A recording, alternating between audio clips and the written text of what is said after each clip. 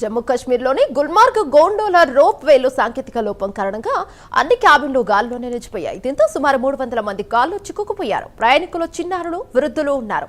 వెంటనే స్పందించిన అధికారులు సహాయక చర్యలను చేపట్టారు.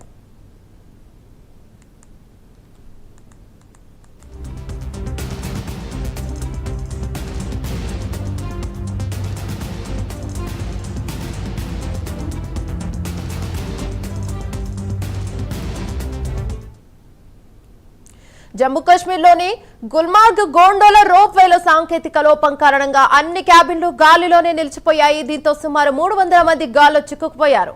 దీనిపై మరింత సమాచారం మా నేషనల్ బ్యూరో చీఫ్ కళ అందిస్తారు. రైట్ కళ, చెప్పండి అసలు ఏం జరిగింది? దాదాపు మనకు గుల్మార్గ్ అన్నది ఒక పర్యాటక ప్లేసు.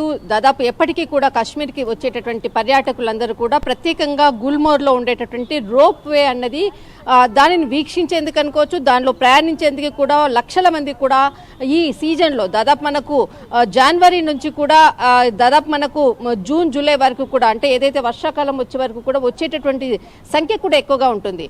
దాదాపు మనకు కొద్దిసేపటి క్రితంగా ఇటు గుల్మార్గ్లో ఉండేటటువంటి చాలా ఎత్తైనటువంటి రోప్వే, ఇందులో ప్రయాణించేటటువంటి ఏదైతే రోప్వే దాదాపు 108 రోప్వేకి సంబంధించినటువంటి బాక్సెస్ ఉంటుంది. ప్రతి బాక్స్లో కూడా ఒక 6 మంది కూర్చునేటటువంటిది.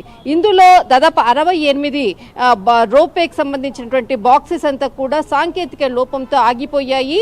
దానితో చాలా ఎత్తైనటువంటి ప్లేస్ నుంచి కూడా ఆగిపోవడంతో కూడా లోపల ఉండేటటువంటి చిన్నపిల్లలు, పెద్దలు, వృద్ధులు చాలా మంది కూడా అరుపులు, కేకలతో కూడా ఒక్కసారిగా మిన్నంటినటువంటి గుల్మార్గ్ సంబంధించినటువంటిది ఆ ప్రాంతం అంతా కూడా ఒక్కసారిగా చుట్టూరా కూడా, ఎందుకంటే చాలా హై సెక్యూరిటీ ఉండేటటువంటి ప్లేస్ కూడా, అందులో ఆర్మీకి సంబంధించిన వాళ్ళు ఒక్కసారిగా, ఎందుకంటే మనకు పహల్గావ్ దాడి కూడా ఈ ఏరియాకి కొద్ది దూరంలోనే జరిగినటువంటి ప్రాంతం కాబట్టి ఒక్కసారిగా అరుపులు వినిపించడంతో అలర్ట్ అయినటువంటి సైన్యము, బట్ ఏమైంది అన్నటువంటిది కూడా ఆలోచించలేనటువంటి స్థితిలో ఆ సమయంలో అక్కడ రోప్వే ఆ సాంకేతిక లోపంతో ఆగిపోయింది అన్నది గుర్తించిన తర్వాత వెంటనే అక్కడ ఉండేటటువంటి రోప్వేకి సంబంధించినటువంటి ఎవరైతే ఆపరేట్ చేసేటటువంటి వాళ్ళని కూడా వాళ్ళని అదుపులోకి తీసుకోవడము, తర్వాత వారికి సంబంధించినటువంటిది సహాయ సహకారాలు అందించడం కొరకు వెంటనే అక్కడ ఉండేటటువంటి రెస్క్యూ టీము, ఎస్డిఆర్ఎఫ్ బృందాలంతా కూడా, పోలీస్ బృందాలంతా కూడా అక్కడికి చేరుకొని చాలా, అంటే అక్కడ ఉండేటటువంటి లోపల బాక్స్లో ఉండేటటువంటి చిన్నపిల్లలకు అందరికీ కూడా ధైర్యం చెప్తూ రెస్క్యూ టీం ఒక్కొక్కరిగా కూడా వాళ్ళని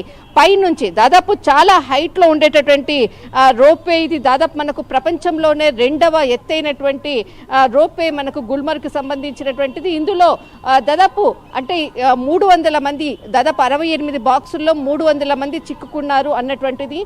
దాదాపు మనకి ఇది గుల్మార్గ్కి సంబంధించినటువంటి ప్లేసు, దాదాపు ప్రపంచంలోనే అత్యంత ఎత్తైనటువంటి స్థలము, పర్యాటక స్థలం. ఇందులో వాళ్ళని చాలా చాకచక్యంగా ఇటు రెస్క్యూ టీం అంతా కూడా వారిని కిందకి దించడము, ఎలాంటి ప్రమాదం సంభవించలేదు.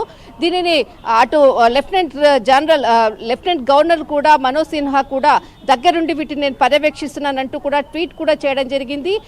సంఘటనా స్థలానికి కూడా మరికొద్ది సేపట్లో అక్కడికి చేరుకుంటున్నాను అంటూ కూడా ట్వీట్ చేయడం జరిగింది. మరొకటి జమ్మూ కాశ్మీర్కి సంబంధించినటువంటిది, దాదాపు 2017లో ఇదే ప్లేస్లో పర్యాటకులకు రోప్వేకి సంబంధించిన ప్రమాదంలో కూడా అప్పుడు కూడా ఢిల్లీ వాసులు 4 చనిపోవడం జరిగింది.